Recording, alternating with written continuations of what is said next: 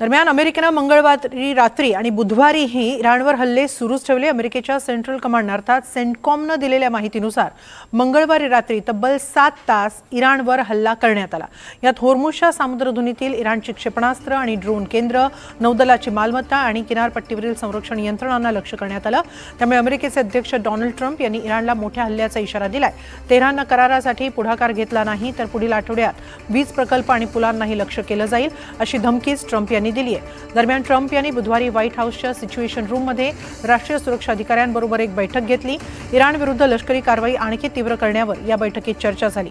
तर पुढील 3 दिवसात इराणवर अधिक महत्त्वपूर्ण हल्ल्याचे संकेतही ट्रम्प यांनी दिले।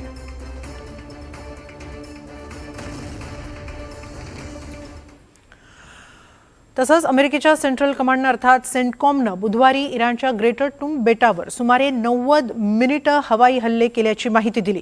या हल्ल्यांमध्ये इराणच्या संरक्षण यंत्रणा, क्रूज क्षेपणास्त्र साठवणूक केंद्र आणि क्षेपणास्त्र प्रक्षेपण स्थळांना लक्ष्य करण्यात आल्याची माहिती सेंटकॉमने दिली आहे। होर्मुझच्या सामुद्रधुनीतून जाणाऱ्या व्यापारी जहाजांवर हल्ला करण्यासाठी वापरल्या जाऊ शकणाऱ्या इराणच्या लष्करी क्षमतांना कमकुवत करणं हा या कारवाईचा उद्देश होता, असंही सेंटकॉमने स्पष्ट केलं आहे।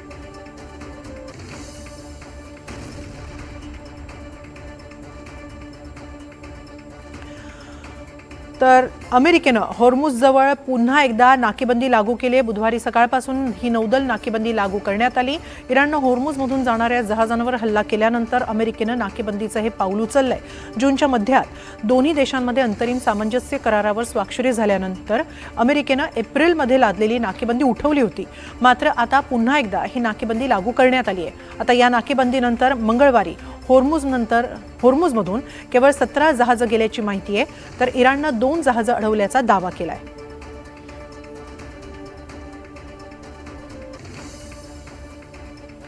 इराणने मात्र होर्मुझवर अमेरिकन नियंत्रण मान्य नसल्याचं ठामपणे सांगितलेलं आहे। आम्हाला रोखलं तर कोणालाही तेल आणि गॅस मिळणार नाही। इथून होणारी तेल वायूची निर्यात ही सर्व देशांसाठी असेल, अन्यथा कुणासाठीही नसेल असा इशाराच इराणच्या इस्लामिक रेव्होल्युशनरी गार्ड कॉर्प्सने दिलाय।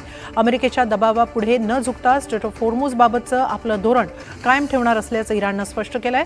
दुसरीकडे इराणच्या IRGCने बहरीन, कुवेत आणि जॉर्डन इथल्या अमेरिकन लष्करी तळांवर प्रत्युत्तरादाखल हल्ले केल्याचा दावा केला।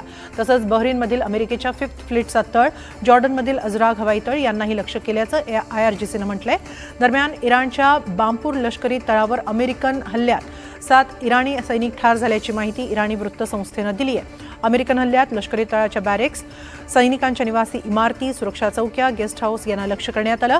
या हल्ल्यात अनेक जवान जखमी झाले असून त्यांच्यावर उपचार सुरू आहेत। तसंच अमेरिकन हल्ल्यात 260हून अधिक नागरिक जखमी झाल्याचा दावा इराणी आरोग्य मंत्रालयाने केलाय।